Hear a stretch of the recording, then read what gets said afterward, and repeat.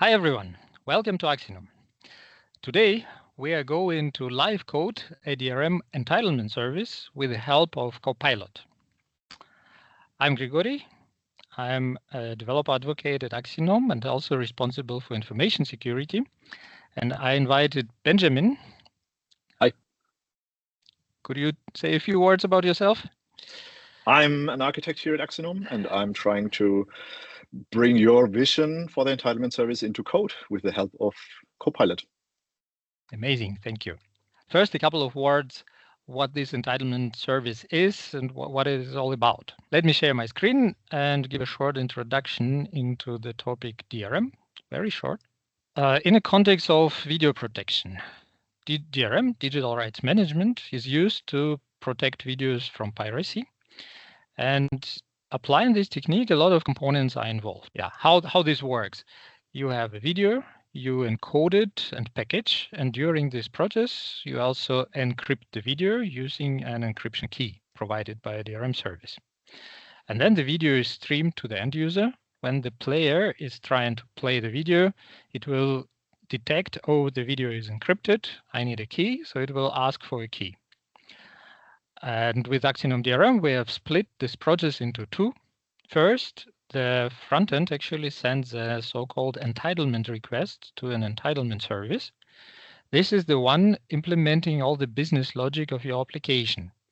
It will check who is this user, what is this video, where the user is coming from, is the license window okay, and any other business criteria.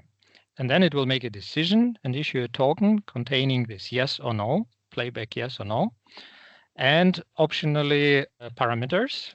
We call them DRM policy, saying what the player is allowed to do with this video and what not. For example, is it allowed to download the video or only stream?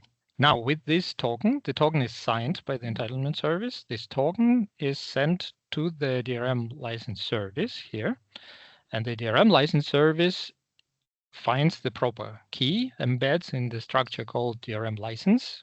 This data structure follows the rules of the used DRM technology like Google Widewine or Fairplay or PlayReady. This goes back to the player, and the player uses this DRM license to decrypt the video while playing. Actually, it happens on the level below by CDM, but we don't go to this level of details now. All components you see on this picture off-the-shelf products or services, many are provided by Axinom and can be used as is, for example, the DRM license service or the key service. But there is one piece on this diagram, namely the entitlement service, which needs to be developed by the customer, by you, by those who know what the business logic of the application is.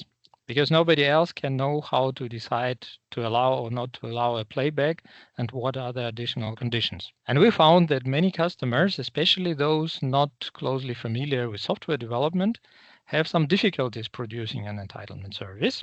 And that is why we decided to show how to develop such a service. And nowadays, every task can be simplified using AI, right? So we will also be using AI to produce the entitlement service, and we expect this will speed up our process significantly. In this session, my role will be purely on the DRM and requirement side of the thing. I have some development background from before, but I will pretend I don't know how to develop at all.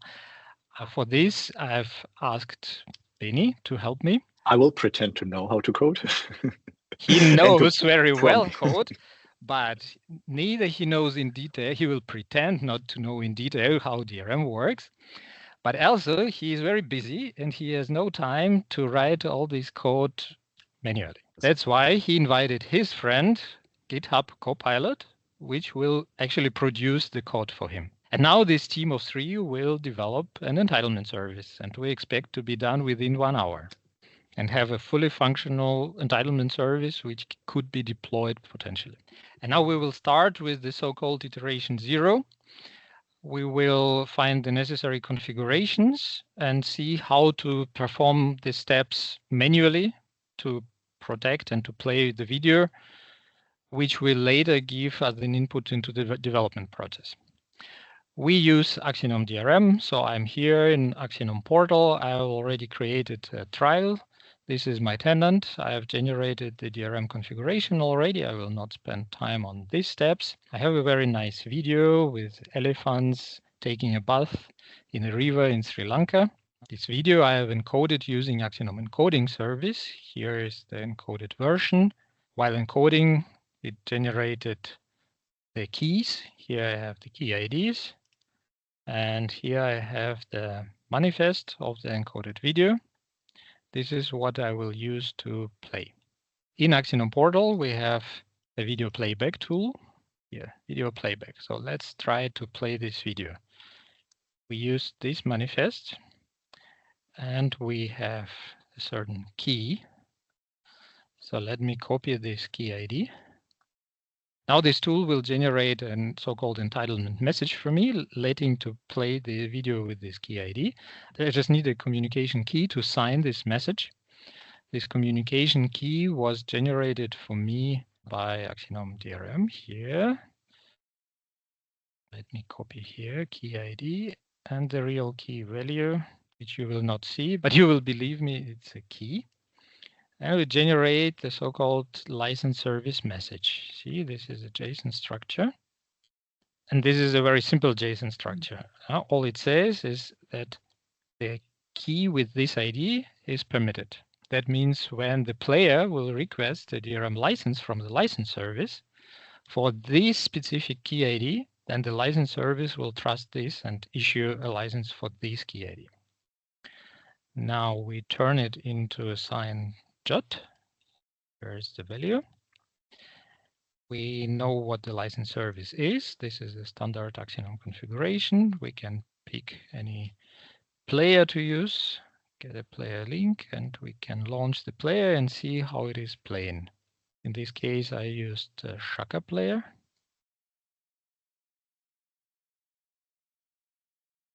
And it plays. Now we need to repeat the same using the code. The steps which happened here inside the video playback tool, starting with this key ID and ending up with this entitlement message, this is what we want to put into entitlement service and see how to develop such entitlement service. With this, passing to Benny. Benny, how do we start? What do you need to produce the service? How can I help you? I will start with share my screen, I would say. Go ahead. Which is always a good start. I have here a very blank solution, and I think we want to recreate exactly what you now showed. And thanks for the presentation. I now know a bit what the entitlement service should do already. But first things first, let's get started from that's completely an empty project. And let's first bootstrap the service. Let's say we want to use Node.js and Express as our technologies. So let's prompt for the bootstrapping of such an application, maybe. Just for reference, so I'm using Github Copilot here in agent mode. So if everything runs well, the agent will be able to bootstrap the solution and create the necessary file structures and scripts and also execute them and validate them. So let's see how that goes. But first, let's say create a new Node.js Express application. So that much you decided yourself, yeah? You would like the service to run as a Node.js Express application. Okay. That's my choice of technology. It can be either. It can be everything, right? It can be of course. whatever your preferred framework of choice is. But for the sake of simplicity, I'm now choosing Node.js Express with vanilla JavaScript, not TypeScript or anything, just to remove as much friction and distraction as possible. And speaking of that, let's also tell the AI for now to keep it simple, so it doesn't want to create a enterprise FizzBuzz solution yet, because we want to still have illustrative code here, and only add index file that bootstraps the service. So shouldn't have any further route handlers or anything in it.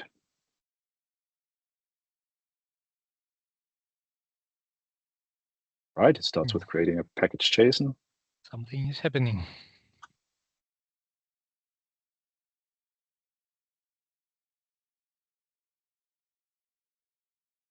creating my index file. You can already have a brief look that everything that it generates makes sense. It added a basic route. It has a health endpoint because of best practices to monitor the service. And it wants to run now npm install, and I will allow that. So it can install the node modules that it has as dependencies. Let's see what it shows as dependencies. All right, so it just uses Express as a dependency. That's good. And Node.mon for development runtime. So that sounds reasonable. And it wants to start the dev server or the server. Okay, so it says it's done its job, and the server should be running at port 3000. There's also a handy URL there. So let's try to open it in the browser. And we have a message saying, welcome to Entitlement Service demo, and the status is running. So this is effectively the home route of the server. So everything seems nice. So the only thing that I would now do is I would actually stop that server here, and I would open another window and just do npm run dev to have the service running in watch mode. So whenever we do a change, we will get immediately rebuild, and we can always immediately check that the change is working or not without restarting the service. So now that we have it, basically our code is very, very empty right now, very vanilla, nothing too spectacular. Knows nothing about the entitlement service yet. Yes. So we can keep that. So that's good. That is fine.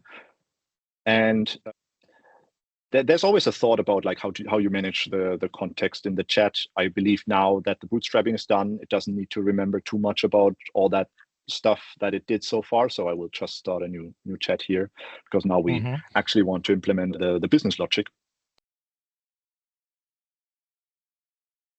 So let's say, speaking about the business logic, I imagine we need an endpoint, something like /entitlement, which would produce this JOT. This will produce what I've just shown, what I gave to the player.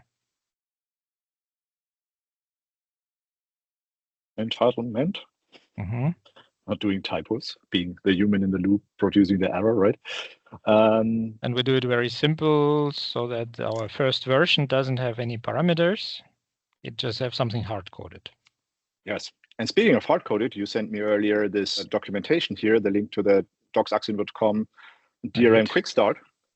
So here we have the documentation on how to create an entitlement message, a very simple one. So let's ask the agent to follow that instruction, right? Returns a JSON or an entitlement message right, like the one described on this website. Maybe we even say that minimalistic, like the minimalistic entitlement message on this website. So let's give it a go. So it should now open that page, I hope. Yeah, it looks like it's reading the docs. It's happy because it found it. And now we can see the changes that it did. So it added an entitlement endpoint, and it recreated the JSON and returns that as the body. We can double check that this is actually this JSON here. Good. So let's go to our service and go to the /entitlement route. Yeah, and now we have an entitlement endpoint actually returning that example entitlement message. Now looking at this keyID, it's a dummy. We have for our video a more specific keyID. Do we want to use that? Yes, but maybe we already make it in a way that the entitlement service would support various keyIDs. And the person calling the let's postpone this for a bit. Okay. For now, what we produce is just JSON. But what we need as an output from the entitlement service is actually a signed token, which we can paste. Let's implement the signature.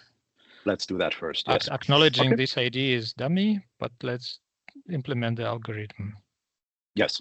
because right now this would not be accepted because any service could produce that entitlement message, right? And the DRM service, the license service, would not trust any random JSON. So we need to actually prove our authenticity by signing that document, right? Okay, so we're happy with that, with the endpoint for now. So I will keep that. And if we have a look at the documentation, right, there's the second step is actually talking about how to sign the license. What a coincidence.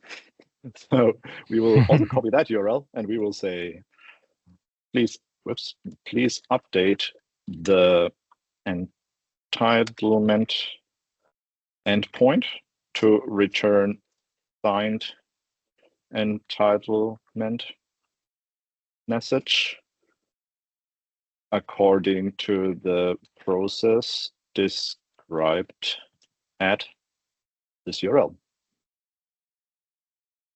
Looks simple. It will use JSON Web Token. It was even following another link that it found on the quick start here. It was going to the license service, signing license service message to learn more about it, because it felt like it may want more information, which is fine. Okay, so there was a temporary issue right now with the response generation. That happens from time to time, but it will continue where it left off. Which is, it wants to install the JSON Web Token package, which is a NPM package that can generate and also validate JWT tokens. JWT tokens, double, right? It's token, whatever. Okay, let's have a look what it did. So far, it only added the JWT import. Now it's changing the actual handler. See the communication key. Right. So it was, because we didn't specify anything, it was just making up a communication. It did another iteration still. Was not happy with it yet. Now it seems like it runs one more update. Let's quickly wait for it to stabilize. Okay, it wants to start the service. Now I need to be quick and just kill mine because it's using the same port. So, okay, I think it failed to start the service. So it wants now to validate basically the service. So it started the service, but it failed because I was running the service already on the same port. So its attempt to start it failed, and now also the curl doesn't work. So let's abort that here right now. We can manually test whether it was successful or not. So let's have a look at the implementation that it did. So let's quickly check what else it did beside the handler change. So it added something to the home route, discussing the endpoints and revealing them kind of as a documentation of the service. I mean, yeah, fair enough. I'm curious whether it actually implemented these endpoints as well, which was not prompted. Let's see. So the entitlement handler, it generated some random communication ID and a key ID and key, because we didn't specify any. It still has the very same entitlement message itself, but it now wraps it into this license service message, which is, I think, what I saw also here. Yes, that's exactly according to the format.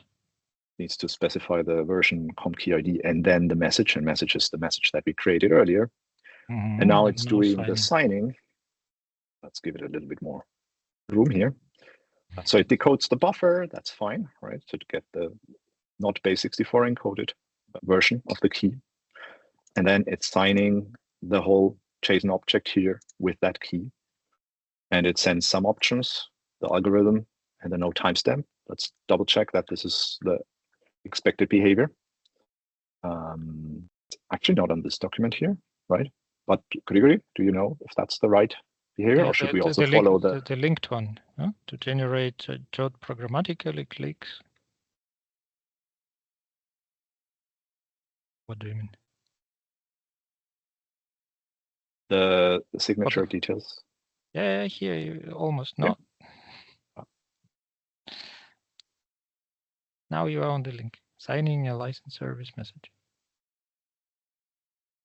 All right, let's check whether this JWT signing is correct. So I guess it followed into that document here.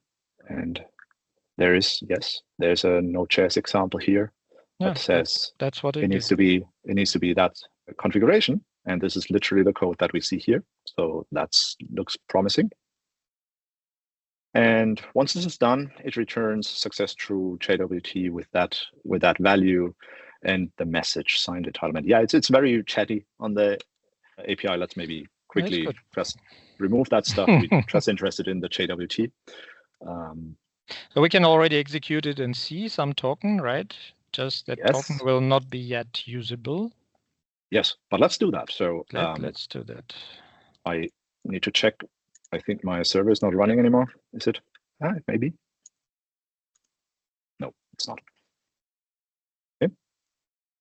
Let's fire it up. Okay, so now we get some JOT. This looks like a JOT, but it cannot work because the communication key for signing is just invented.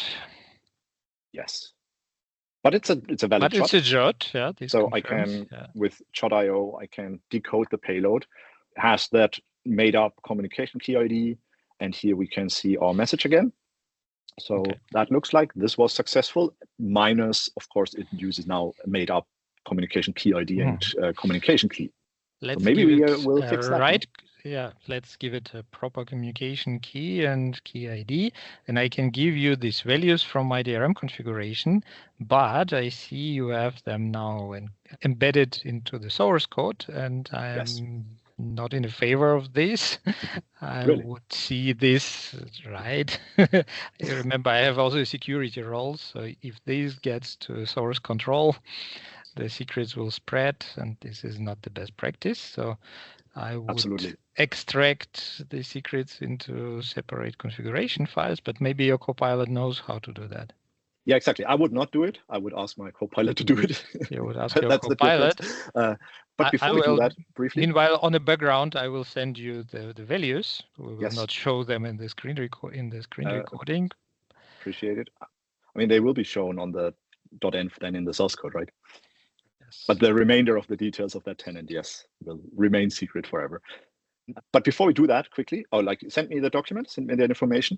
I will quickly go and remove this entitlement raw endpoint that it's still decided to keep, where it just sends is a duplication of the original dummy entitlement message that it just puts out there, and there's entitlement license service message that. It's a pretty human behavior, so, just in case. Yeah, so I make a significant change. Maybe I need my previous implementation as well. I will rather not delete it, but comment it out. Keep the code inside with a different name. Yeah, it's write-only code. You can only add stuff. You can never remove stuff, right? Best practice for coding. Just kidding, of course. Okay, so I removed it. I also removed it here from this pseudo documentation that it created. So now we only have this one endpoint, and I'm happy with that, so I will keep that. Let's quickly double check that I didn't break anything. No, I didn't. Right, so now, meanwhile, I have the communication key ID, but let's say we ask the Copilot to extract that into environment variables, right? So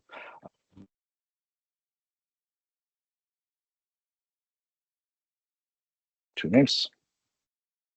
Or you can just say extract secrets. Yes, I can, but I would not do that right now, because it would potentially also think that this is a secret and then extract that and stuff like that, and we don't want that to be a .env variable, I believe. So yeah, I try to be a bit more specific there.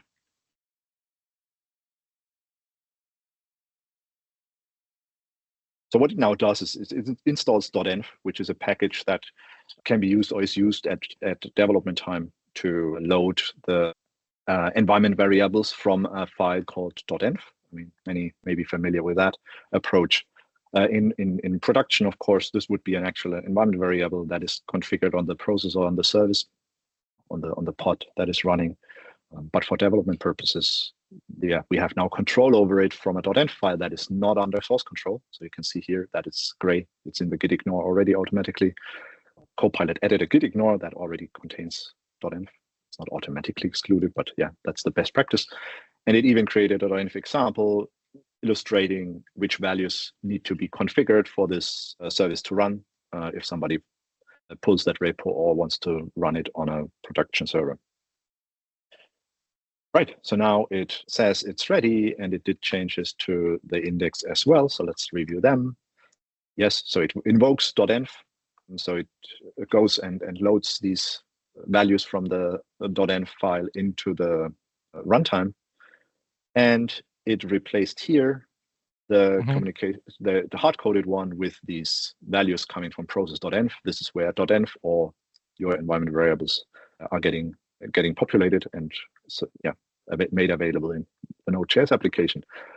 It also added an error handler, returning an error in case the communication keyID or communication key base 64 environment variables would not be set. So that sounds like reasonable. So now you can put the real values in the env file. Yes, file. Exactly. Thanks. And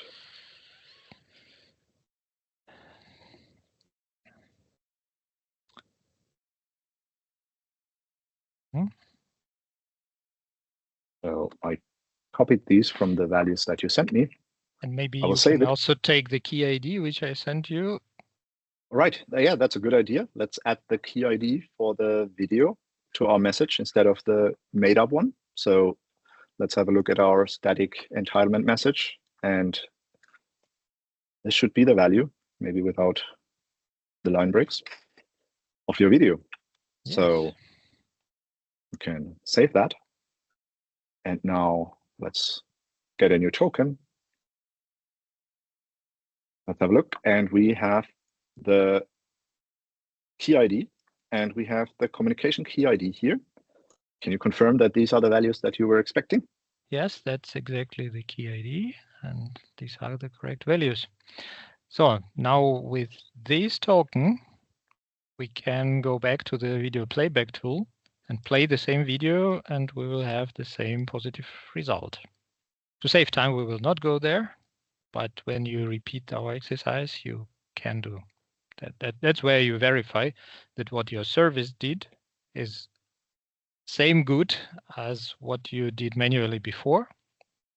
So if you make sure it is, now you can continue on the service side, making it more complex, implementing further properties into the entitlement structure, implementing additional business rules, and so on.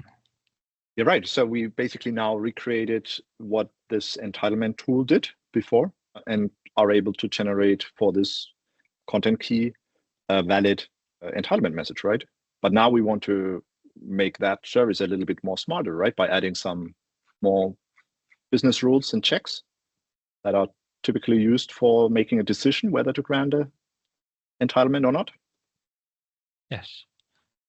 Let's do that. Let's start maybe by the idea that you mentioned earlier, by not only issuing licenses for this single content piece, but allowing the caller to specify which content? This is the most important part, right? Our current service just issues tokens for this specific keyID. But the best practice is that you encode every asset with its own key. So for every asset, for every video, every movie, you will generate a respective key and use this key to encrypt this video. It means you need some kind of a matching table. Yeah, you need to know which video with which key was encoded.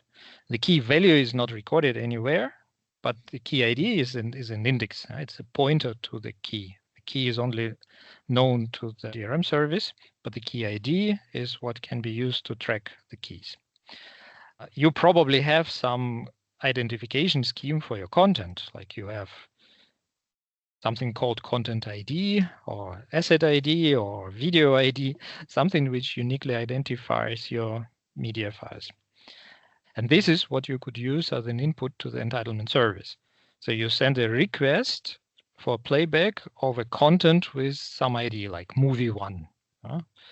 And the entitlement service could look up in the movie database or video database, check what this movie1 is, what key was used to encrypt this movie or this video, and then use the keyID of that key into the entitlement message.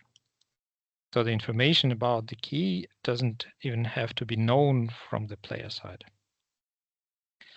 But for that, we need to simulate something like a database of the content items. How do we do it, Benny? Yes, let's get that done. So I would start with clearing the chat context again, because all the topics around assigning are good for now. And I want to start actually with like a little bit of a new task for it. So what I would prompt is, I would say, I would first start with describing the change to the endpoint, and then describe how it should be implemented. So okay, please add, and I leave the typo on purpose because it's wasted time to correct it. The AI will understand. So bear with me. Please add parameter. Oh. It's still muscle memory, to the entitlement endpoint that allows the caller to specify the content ID for the content it wants to get an entitlement for. Create a mapping between content IDs and content keys. Content keys, so much for not correcting. For illustrative purposes, hard code the mapping. Yeah, that could be it, right? Well, if the requested content ID is not known, what happens? We should not issue. Let's formulate the positive way. Let's say that it should use that content ID that it found, content key that it found in the entitlement message. And then it will very likely fill the gap for the case where it's not found, right? Because it needs to handle it. And the obvious solution would be to have an error handler. So let's see what it does if we say. But the keyID, yeah, it should use the keyID it found, the keyID of the content ID it found in the entitlement message. Use the keyID of the found content item in the entitlement message. You see, it's important to formulate a good prompt, which basically is the same as for classical development. It's important to formulate good requirements. Yes.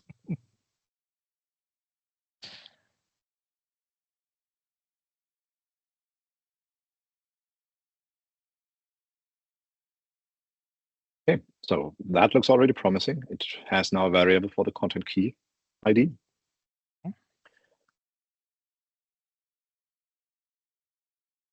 And let's start from the beginning here.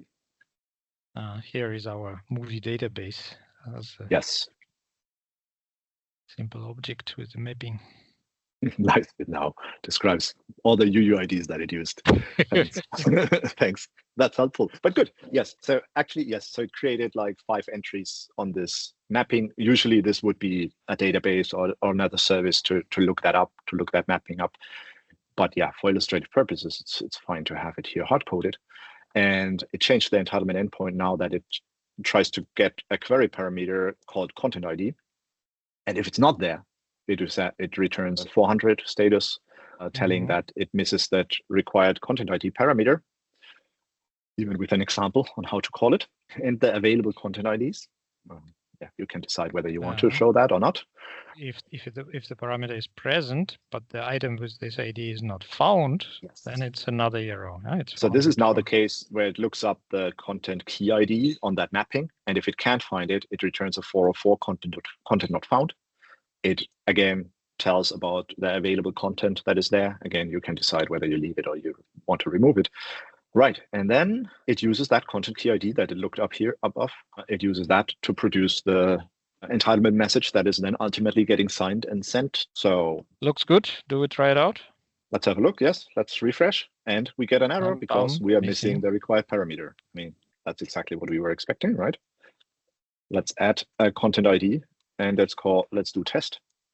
and it tells, nope, test content ID is not found. So let's go with movie 1. And we get a JWT. We get even a content ID and a content keyID. So it, again, added more than needed here. It's more than needed, right? It's up to us now to keep it because it helps troubleshooting, or remove it because it's kind of added security, because it's not necessary to publish the keyID openly. Yes, and we're not expecting trouble, so we don't care for troubleshooting. So I just removed it now. Fingers crossed. Famous last words. Okay, looks cool. good. So we will not do any more sophisticated solution for the video database now. This array or this mapping is good enough. In your case, it will be different anyway. You will have some SQL database or some Mongo or something where you add entries once new movies or new videos arrive. I moved it briefly into a new file just to have it kind of mentally more as a, like, this is a database, an external resource. It's not actually you did part this of the logic. refactoring yourself. Oh, I'm so sorry. Yes. No, it's allowed. Okay.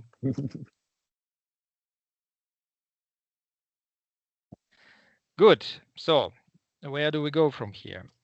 Now we check the content item, and we'll only issue an entitlement if we know this item. But what about the user? Our service looks like it will grant an entitlement to everyone who is calling it. Usually it's not like this. Yeah, probably your service has a certain user base. Users need to authenticate and maybe even to be authorized to get the token. Let's do something in this direction. Let's assume users authenticate and get a token, a user token. And we would expect this token as an input to the entitlement service, and only if user comes with a proper token, only then we will issue an entitlement. Ben is already typing requirements. Yes, as you speak, I'm live typing the transcribing it. We should just record it and tell the AI to do it. But yeah, so I'm right now phrasing a prompt for the AI. So make the entitlement endpoint require authentication by the consumer using a JWT access token.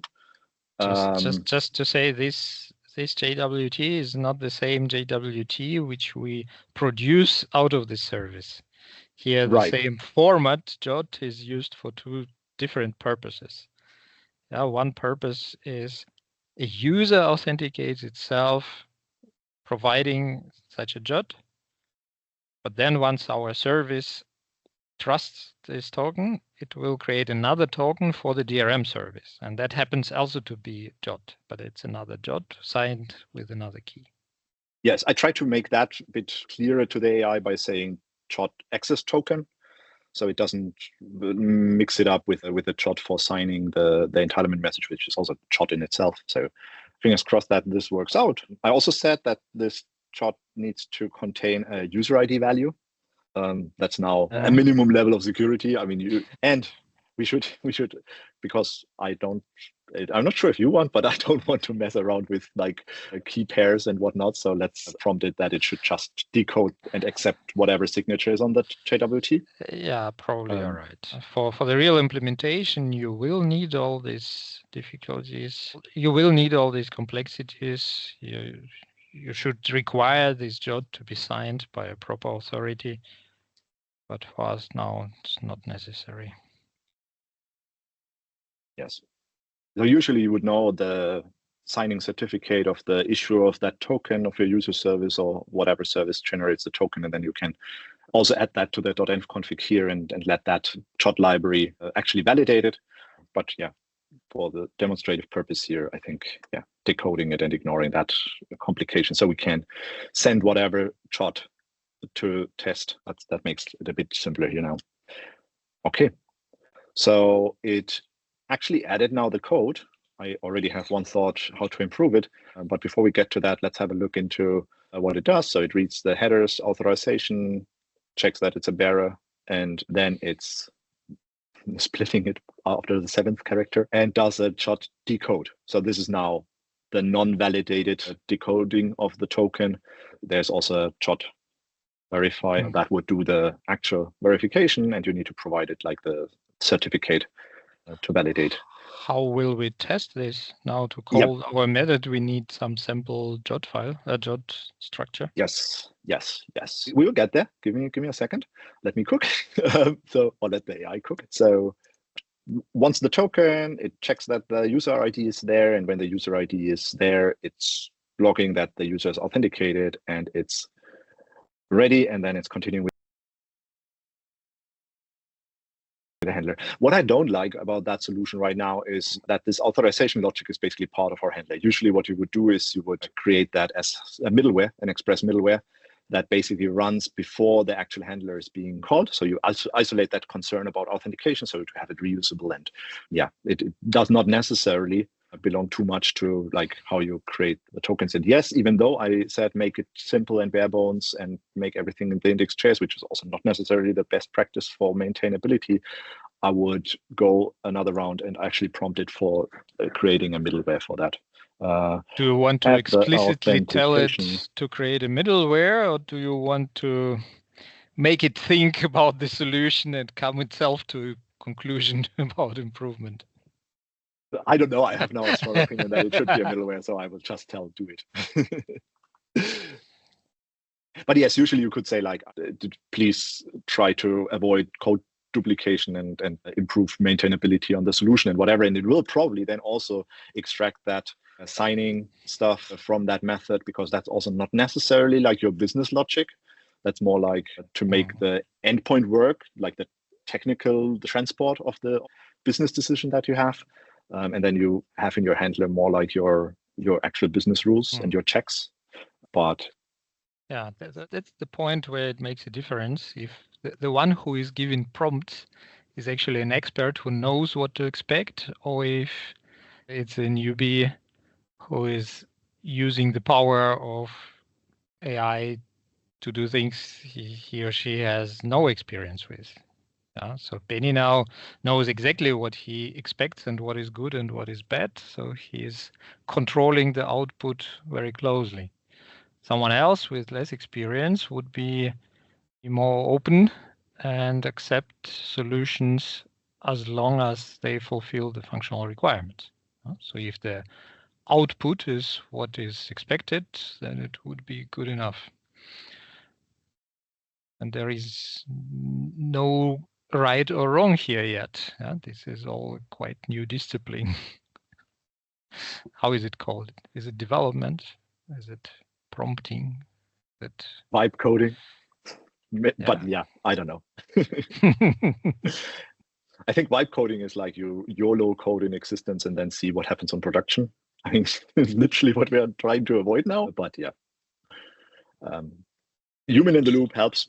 And yeah, for actual production code, probably would refactor it and prompt it a bit more to structure it nicer, etc. But yeah, so it now actually went ahead and actually created that authenticate JOT middleware, which should now contain the same code that was just inlined so far.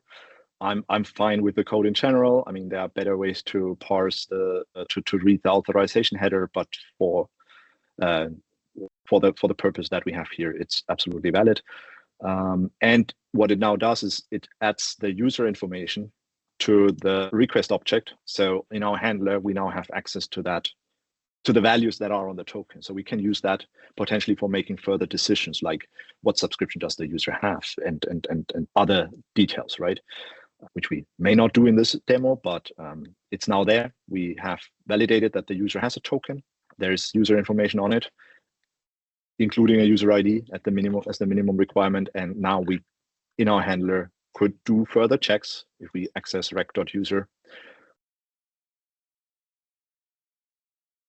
Speaking about the user, so now seeing that we have a user information, we could bind the token which we create to this user ID. This is useful for many possible use cases. One, if we have different users, we could apply per active user billing model, where we charge not based on the number of created licenses, but based on the number of users.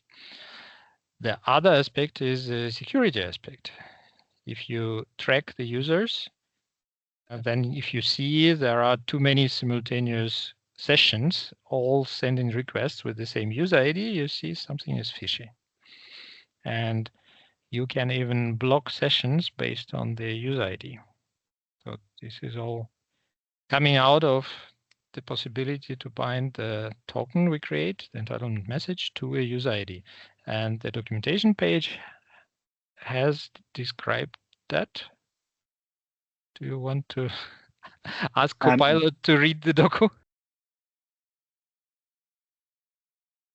Yes, but before we get there, so that's typical developer versus business, right? So now you're on the next requirement already, but I still have one thing on the other requirement, one question that you had before that I didn't answer you. So to get everything up from my call stack, I would now go and first answer that one. And it's the question about how do we test that now? Because if we now want to access our endpoint here, it will tell there's no bearer token and you cannot access, right? So we still need to. I was, of course, already one step ahead. For me, this was done, but no, developers it's not are always slow and are behind the requirements. But yeah, so let's solve that first before we go to the binding the user ID to the entitlement message. So how would we go about? I mean, there are different ways. Of course, we could now use Postman, whatever. But what I figure now would be appropriate would be to prompt something from Copilot. And there is a handy extension in VS Code that allows, let me see how it is. Yes, it's called REST Client, that allows like .http files to create .http or .rest files that kind of resemble then HTTP requests, and you can invoke these requests directly from within your VS Code, and you see the responses. So we won't need a third-party tool for that. So let's see if Copilot understands that. So let's say now that we have authentication, please add .http file that I can use to test the endpoint. Not only that, we need token, the JOT we can attach to that request. But I would assume that it understands when it wants to create stuff. I think so. Like requests that it needs to generate a token, and it will figure something out, right? So it's first I try to make it his problem instead of mine. Or her problem. Its problem. So let's see how it solves that problem. Let's see. So it does test requests here.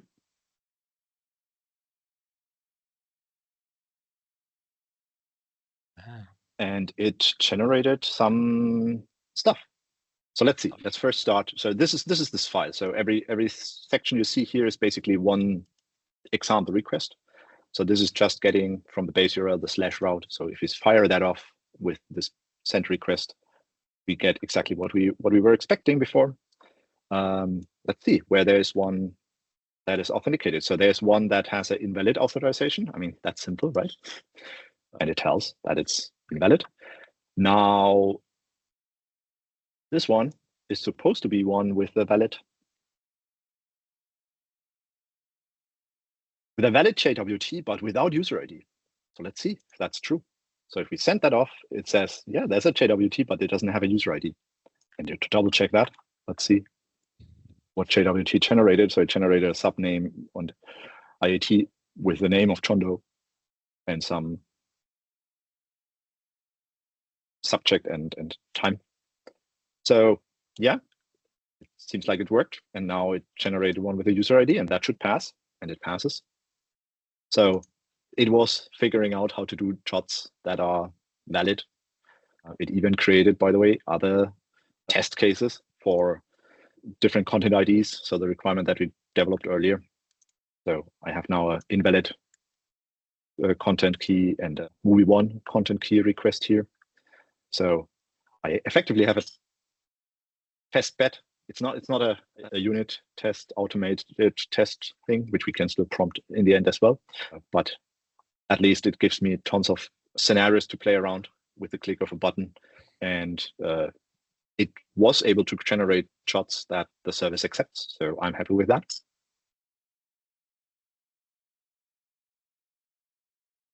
So if you're happy, then we can proceed with this user mapping if you want. Yes.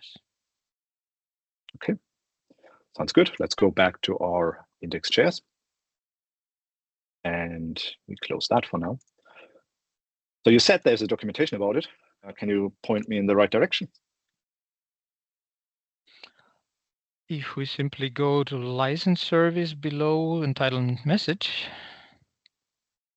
okay, somewhere here, if you search for user ID, you definitely find it. Yeah, I see it already. Here, yeah, user underscore ID. Usage policy. It was wait. ID. You can search User ID here. So that's session. Is that correct? Entitlement yes. message.session. Yes. Do we need to be more explicit, or you think you can hint Copilot to this page and this attribute? Yeah, I'm just thinking whether there's a dedicated section that we can add it to, or should we just say this here? Well, from what I see, it's under entitlement message, session, and then user ID. Okay, good. Now I will keep the changes of the HTTP file. I'm happy with that one. But let's go there and say, please use the user ID in the entitlement message as described at this documentation.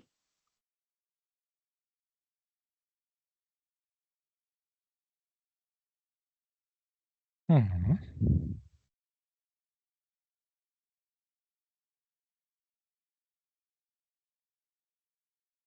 Again, it fetched another page. Oh, it's the same page, but without the anchor link. Now it's going to the quick start. So it's struggling, but it's trying to find its way. Okay, so it added to the entitlement message and a session object with a user ID that is set to whatever the middleware determined exactly. is the user ID. Perfect. Yeah. Oh. We keep that. Should we validate again? Let's have a look. Yes. This one. We just need that proper dot. Yes. So it's there. Amazing. Okay. Now Good. I need the next requirement. Anything else? How yes. to extend the service from here. A typical requirement content owners have that when they license content, they do it for a specific region. So even the proper user cannot access the content from anywhere in the world, but only from specific countries. This is usually determined based on IP address of the user. So let's say our service works only in a few European countries like Germany, France, UK. Can we check that? Okay, let's prompt for it. Let's see if we can. Based on the previous experience, I would say add a new middleware.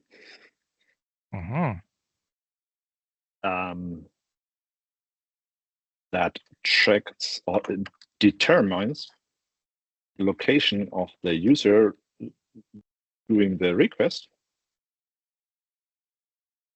in the entitlement endpoint.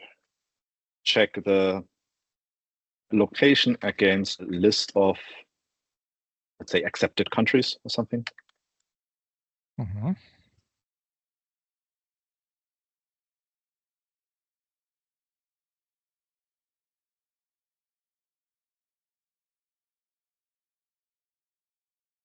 And I will ask it to add that as an environment variable for now. I mean, realistically, you would probably look that up on your metadata of the content, and you would understand the licensing and then say like, okay, this is matching. This is a license. The country the user is coming from is a country where this content is allowed to be played, and then do it. But for now, yeah, let's have it as a service-wide configuration whitelisted country array.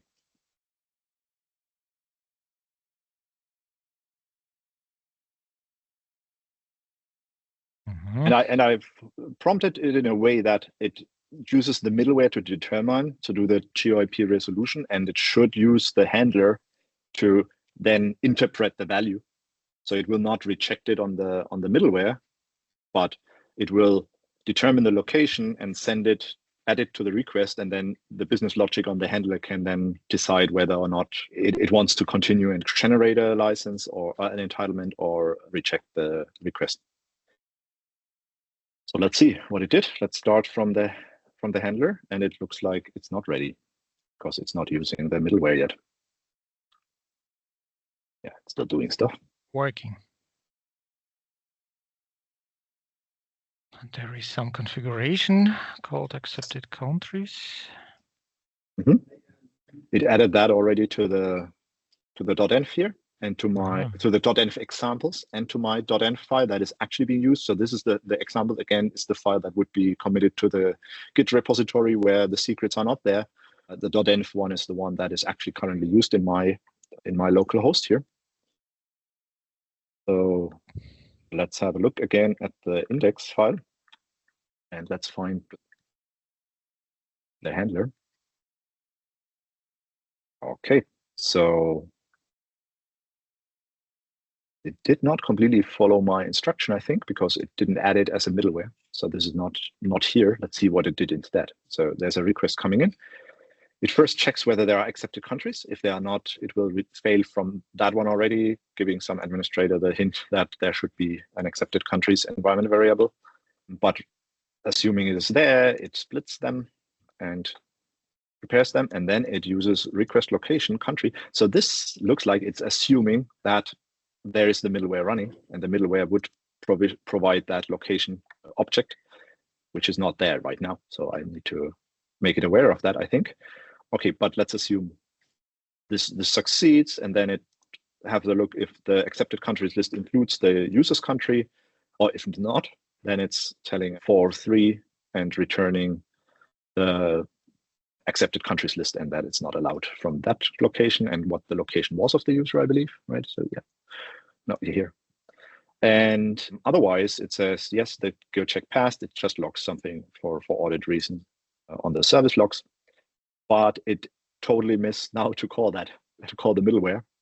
Oops. But we can have a look at the middleware itself. The middleware should be somewhere up here. So there's a determined location. Even VSCode says this is not used. That's why it's a bit grayed out here. And it analyzes the request, falls through different ways to obtain the IP address of the user. If you want to understand whether this is correct or not, you can go and ask the agent, or like open a new chat window and ask what this code does, and it will explain. And then, or like even here, I think you can do something like review using Copilot, and then it will comment on what this does and whether this is bulletproof or not. So I will not go into the details of all of that. It's obtaining the client IP in best case. And then it does some checks, whether there's a v4 or v6 IP address, and then trying to detect local IP addresses. So from local hosts, which is the case that we will now perform the requests from, most likely. And then it uses a location of unknown as the default, it seems.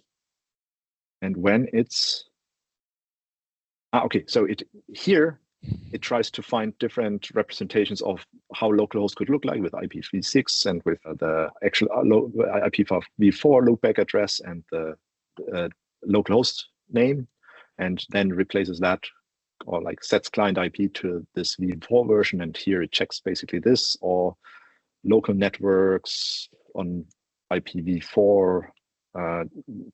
Yeah, and then it says like, okay, this is the local IP address, and we said it resolves that to US, but else it uses the client ID, client IP,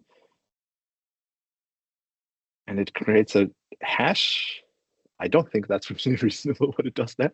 It's again for demo purposes. It's still pretty much in the demo mode, and it did not really implement a good lookup. So I would now prompt it actually to correct that. I would expect either it calls some SaaS service, but more likely that it uses some GeoIP library to validate the IP address of the user. So let's ask it to correct it. And I also prompted to include the middleware actually in the handler.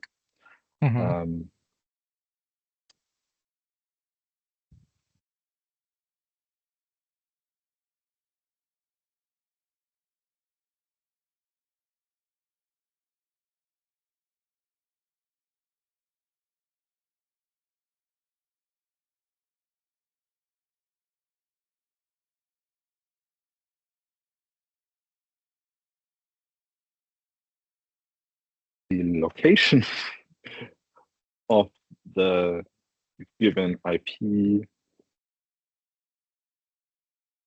should I use some third party. Yeah, I mean, I was just thinking whether I can formulate it more open, that it can still make a decision without telling use this library. It can choose the library. There are multiple providers.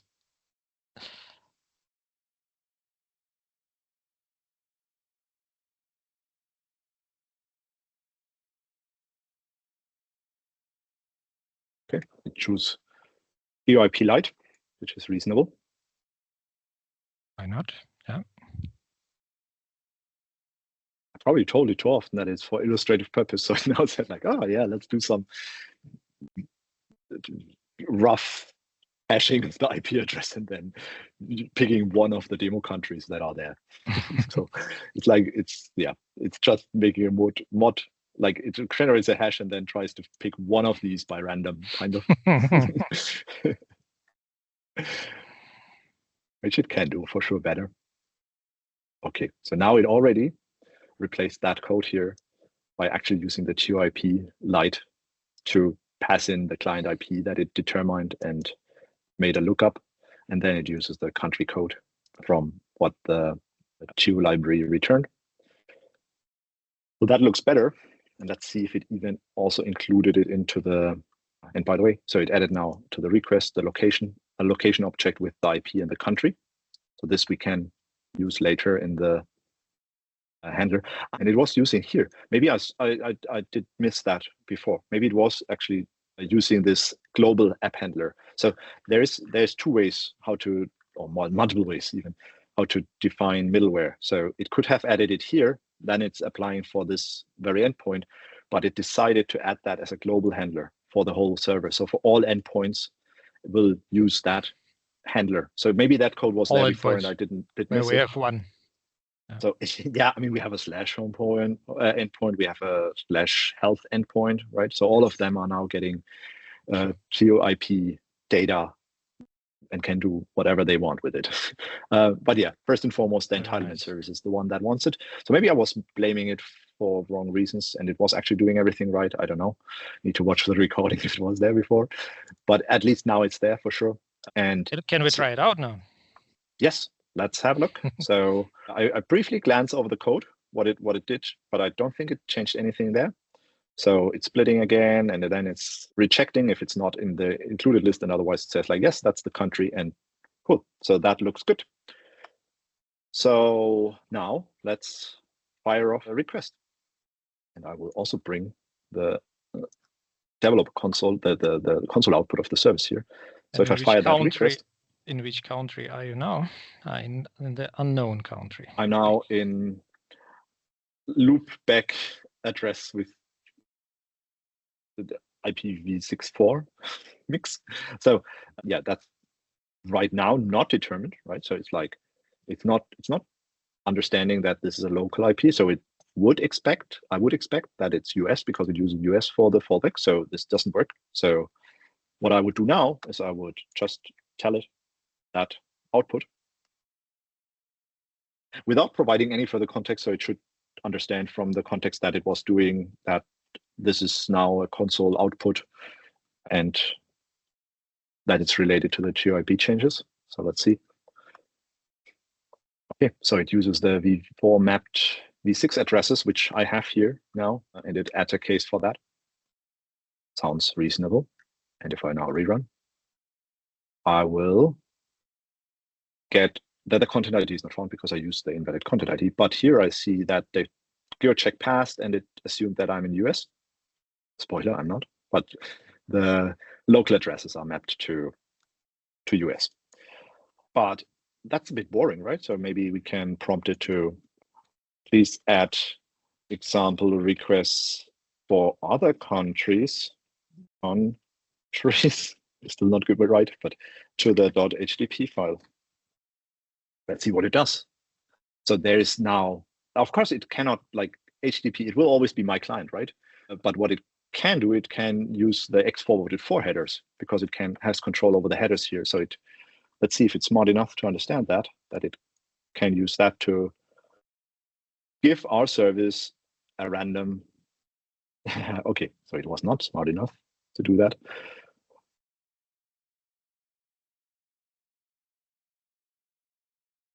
But this is not going in the right direction because it now changed actually the index.js. So I will abort that and I will remove that prompt, which undoes that change. So we're now back at square where we were before my prompt now.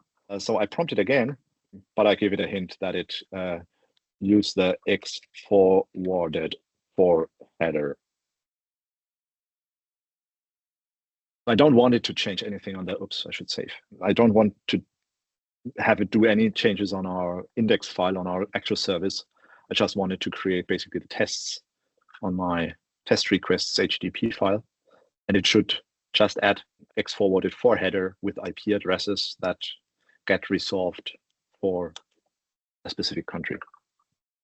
Okay, so it uses X forwarded for with US. I will let it finish. And then I can send the request. And I get a check for US. Let's see if this is actually Canada. Yeah, it's not. But it's also not localhost. So it's, yeah. So there's of course a bit of a weakness because it cannot predict what the GRP library actually resolves the IP addresses to. So this one where it said it's supposed to be UK is now determined to be NL, but still it's working correctly, right? So we could now go and say like that this is actually Netherlands, at least in this version of the IP library. But yeah, it now generated test cases basically that I can use, and it now says yes, that's an NL user, but that's not in the list of accepted countries. Mm-hmm. Okay, it seems to work, but this brings me to the next point.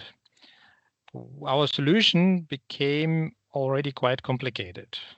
Mm-hmm. We have a lot of cases. Yes, we have a test file where we can pick a specific request and start it, but it's still up to us to run these tests and to make it interpretations on the results. Maybe we can add some unit tests which can confirm that everything is still working according to our expectations. Do we have to write unit tests ourselves? No, that would be like in the Stone Ages, right? Like, who are we? So no, so we will try to prompt it. Of course, that's now quite some code. So it will also be quite some tests that it will generate, I think. But let's give it a try. And we can do that either by prompting here, or we can even, that's a little bit small, I guess, from the, I will prompt it here quickly. So create unit tests for this module. No further explanations. Yeah, I mean, the code is there, right? So code is the best documentation. So now so what it does now is, of course, it needs to understand whether there's any testing capability already in the solution. And since we started from the scratch and we never did any tests, it's not there. So it now wants to install Chest and Supertest, which are two.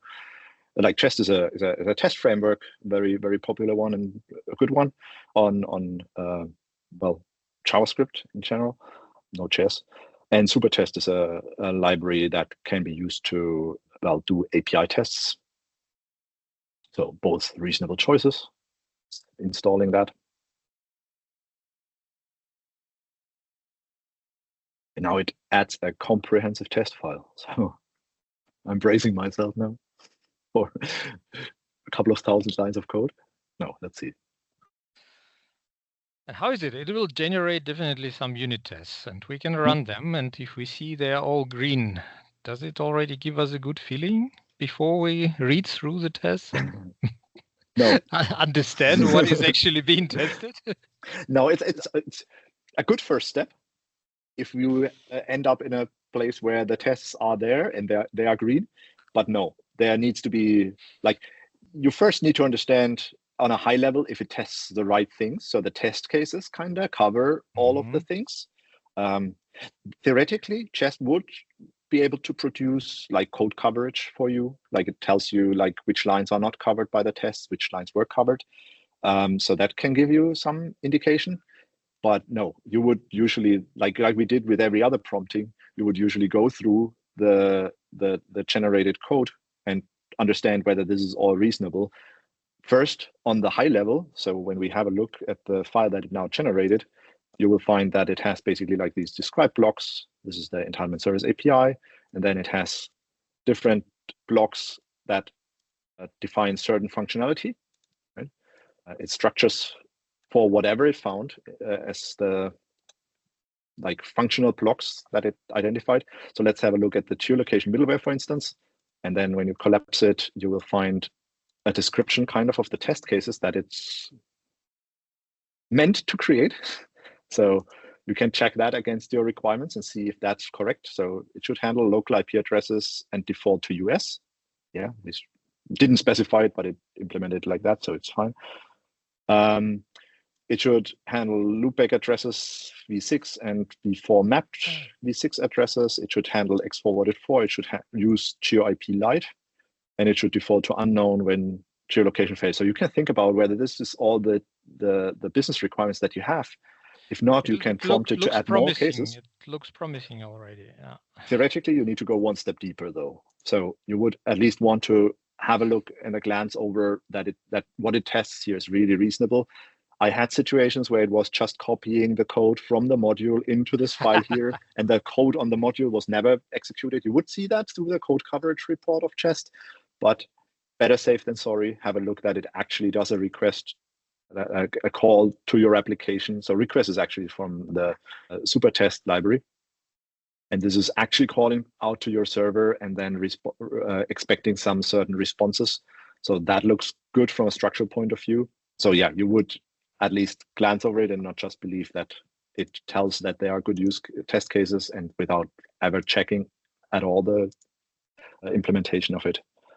Yeah, may give you just false security. It wants to now execute the tests in the agent mode, so I will allow that. So it itself wants to check now whether the tests are green and then potentially do another round of fixing in case it's something broke and something broke. So let's see. Exciting. And this is, by the way, just reporting these uncovered lines. So in the index.js, there are like line 112, 261, and 271 to 272 are not covered right now. We could have a look at what that is. So if you, I don't know. But rather, which two tests failed? Yes, I was giving it a moment still because it's still thinking about it. So the token processing failed. This one, this is not covered right now.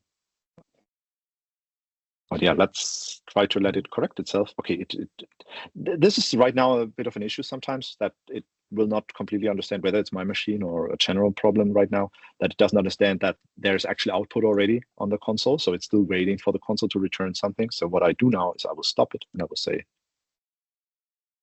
continue, yeah, something like that at least. Okay, and I will stop my server. And it will run npm test. Let's see. Okay, now it understood that only one the result is there.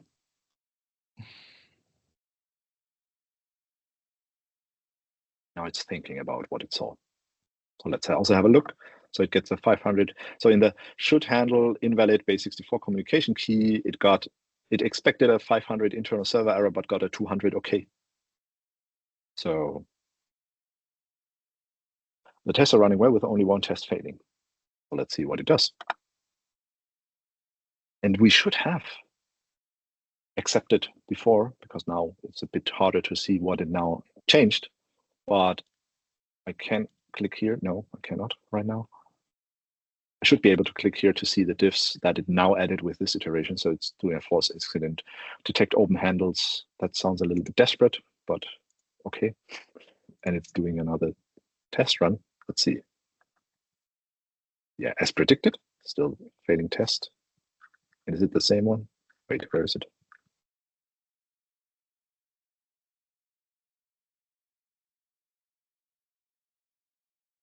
Ah, now it's a different one. Now it's okay. Now the change that it did here to detect open handles prevents it from exiting, and that's throwing an error. So that's more like in the test runner at the moment. And it got stuck again and didn't understand that there's response from the CLI already.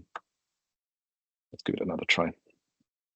I don't think the 500 versus 200, so expecting 500 and getting a 200, this is anyhow related to this detect open handles or something like that. So I think that's a red herring that it's now following. But we have already 34 passed from 34 total.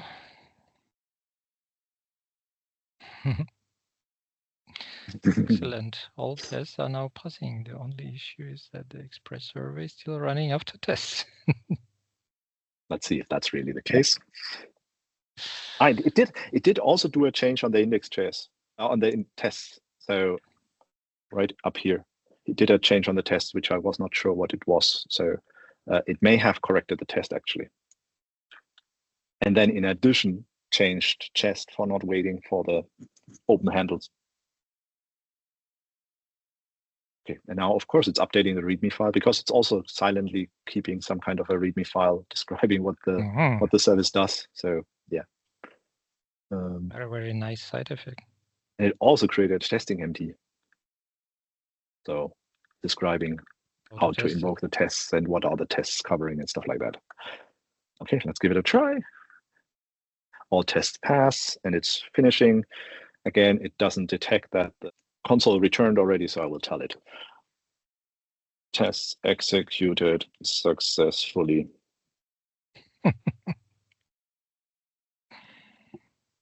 Excellent. Let's do a final test. Okay, not sure if that's a good idea. It's maybe I should not have. Not fully stable yet, but okay, we're getting there. Now it understood that the console returned, and it also says like it's now happy and bringing me a summary of how big the test coverage is and what I can do in addition and what it now did in order to create the tests, etc. But yes, we now have quite a lot of tests actually for the index module, but also for the content key mapping. We have a few that detect whether this is a valid uUID or whatnot that it generated. Yeah, but here you can see all the tests that it generated, and you could also, of course, prompt for adding more tests. And when you add a new feature, you can then either it remembers itself already that there are tests and it adds tests to cover that new functionality, or you can prompt it, of course, to update the test file. Okay. So it looks good. It looks like we have, well, we've spent roughly 1 hour. We have a running service.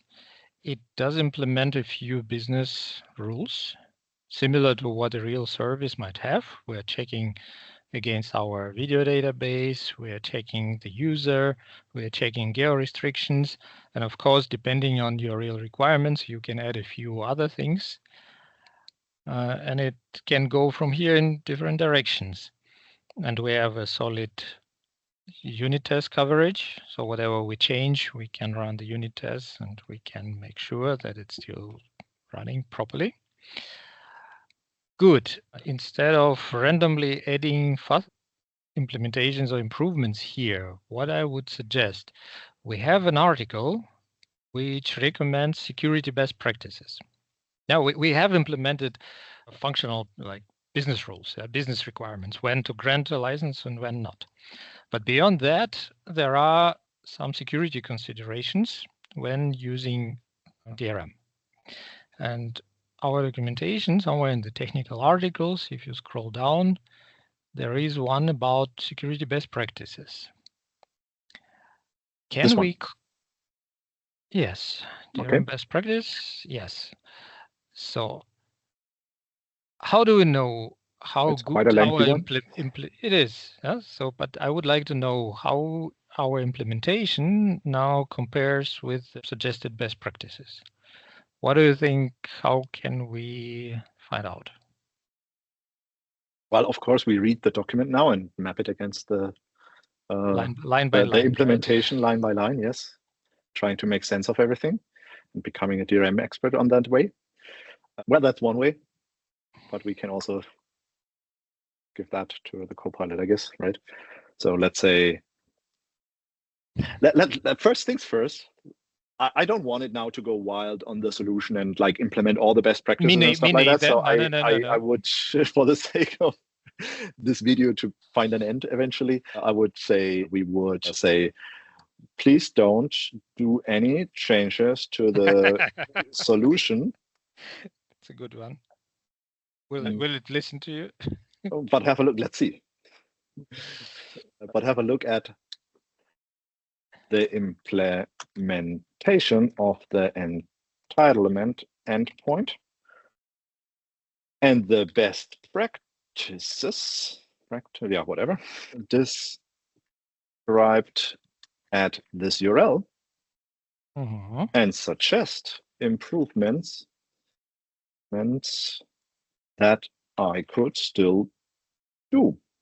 In the order of importance, or in the order of criticality. Starting with the most critical ones, to not make it an endless sentence. Okay. I'm excited. Okay. I'll analyze the entitlement endpoint implementation and compare it with the Axinom DRM best practice documentation. Okay, must fix. Must fix. Missing JWT expiration date. Good. We should have that, I guess. You didn't allow it to modify code, so it wants at least to show you some code sample how you would do it. Yes. So there's an expiration date, is there? I mean, see. Yeah, well, it seems like there is a recommended practice. Yes, you should limit how long these tokens can be used. Yes. What's next? Missing token reuse prevention. Important one. Yeah. Don't prevent DRM message reuse, allowing the same JWT to be reused multiple times. Good one. It can lead to token sharing, and this is the suggested fix. Access control, prevent DRM message reuse. Again, let's double check. It's not trust issues, it's just to be safe. Prevent token reuse. Indeed, it's possible to configure, and it should be probably. No client binding. Entitlement messages aren't bound to specific clients. So we should bind the IP address. So if somebody steals the entitlement, they get rejected because they come from a different IP address. Is that what it is? Yes. Good one. Cool. Then high priority security issues, missing DRM policies. The implementation use default DRM policies. Well, this we didn't explore yet at all, because we concentrated on the rules which decide to issue a token or not. But when we decide to issue a token, we still can put a lot of limitations what the client can do with this license. This is an example. Yeah, you can define a policy and formulate the allowed or not allowed things. They depend largely on the DRM technology. And then you can bind such a policy to your key. You can say for this keyID, apply this policy, and for that keyID, apply that policy. It would now not fit anymore in our session to analyze what options are available and implement them, but you can explore the documentation, and having the skeleton of the service and having the instrument of talking with Copilot to implement additional features, it should be easy to expand the service from here. Sounds good. What else? Inadequate user ID handling. I would have expected that higher even because we are not validating the token, the authentication token, right? So, but since we're also not making any business decisions based on the token right now, it probably just says it's a high priority and not a. But what it does say, it's not about that. It's about using plain user ID instead of hashed value. Ah, okay, gotcha. Yes. That's also a point. Yeah, that's the one that I was talking about. What you meant is, just algorithm not verified. We should verify, of course. Yes. Now we're in the medium priority. Medium priority, single content key for all tracks. So that's true. That's recommended if you encode in adaptive bitrate and you have SD tracks, HD, Ultra HD, to use different keys for different types of tracks. So along here, we cannot solve it. It should be a collaboration of the packaging software and entitlement and the player even. But yes, in the real scenario, it's good to think about that. Insufficient logging, limited security for audit trails. Is good. Yes. We have no logging. That's another non-functional aspect, which is important, and we maybe can ask Copilot to think about logging and implement it in the whole solution, but not now anymore. No, let's not go there. Rate limiting, yeah. Rate limiting. I wonder if rate limiting was mentioned in that article or it decided so for just general security reasons. If you search for limiting or rate, generate. No. No. It's not on the document. It's not in this document. So it is a common sense, yeah, it said. You always should think about rate limiting if you implement a web API. Okay. Geographic validation timing. Validation happens after JWT authentication, which should potentially be earlier. Is that the case? Okay. So we have the middleware that actually determines the country, but here, the rejecting we only do after we check the chart of the user. Okay. Could reject earlier. It's about, I think, compute costs for the request. So reject early, right? So if you already know you have an invalid country, you could reject at that point, and you don't need to validate the signature of a chart. Okay, good. We are in the lower priority area already, and if you think further, you will find a lot other good ideas what you could implement. I think we would make a cut here. Just summarizing what we got. We've spent a bit more than 1 hour. We have a working service. It does its job. It generates a token which we can directly use in our DRM implementation. It implements a few business rules, and we know how to expand it. We have unit tests which verify if our implementation is still working properly. We have, out of this comparison with the security best practices, we have even a roadmap, what next things we could implement. We have even some sort of documentation already in those README files, rudimentary, but if we ask Copilot to generate more documentation, we could have more if we wanted. I think the last piece we're missing is the deployment. It's still working on my machine, so to say. What is the easiest way to deploy it somewhere to production? What would you recommend? Well, there are different hosting options, of course, for Node.js applications. I mean, of course, you would containerize it on a build and then put it on Kubernetes provider, or I mean, there are many SaaS providers that host Node.js applications. I mean, this is not having any particular requirements right now with regards of external services like databases or some message queues or whatnot. There's also an option to use the Axinom hosting service, of course, to deploy the service. In general, it's very agnostic right now on where to host it. Okay, Benny, thank you very much. Copilot, thank you very much. It worked a lot. I will prompt it. You will prompt thank you to it, yeah. Yeah. We hope it was useful. We hope you can now much faster and much more securely develop an entitlement service. And the same ideas you can apply to any other kind of service to shorten the development cycle and make development more fun. Yes, I agree. And I learned a lot about entitlement messages. At least that's a win. And I saw how the pair programming with Copilot works. Thank you. Perfect. See you next time. See you. Bye-bye. Bye.